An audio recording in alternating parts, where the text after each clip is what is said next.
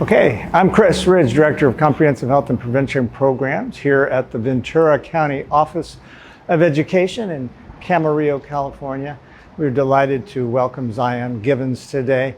My first impression immediately struck me is that I got a big hug, which is very important and necessary in my book. So we got a wonderful welcome and introduction, not having met previously, but welcoming, with a warm embrace is always a good way to start. And so really appreciated hearing from Zion here today because I immediately noticed the rapport that he has with students and able to connect so well and to get down on a real level and to bring in humor and to bring in engagement and to bring in a way to really connect with the youth from right off the bat. That was really important to do before jumping into the content. And then of course the content and getting into it and talking about his own personal story brings it down to a real level. And for me, on a personal level, that was important, making that heart connection.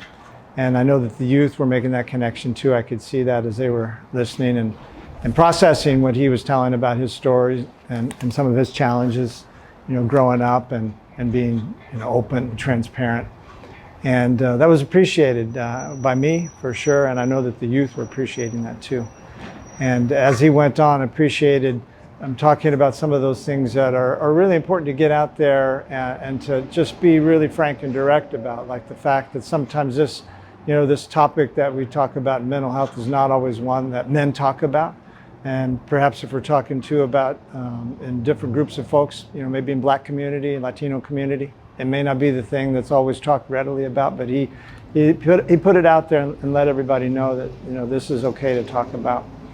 And it's okay not to be okay, and whatever we may be feeling, he really brought that message home, and he gave us some ideas of what it is that we need to pay attention to in ourselves. If I feel like maybe I'm not doing so good here, what's going on with me, how to really look at that. Maybe it's me that I'm not feeling right and need to be aware of that. Maybe it's a friend.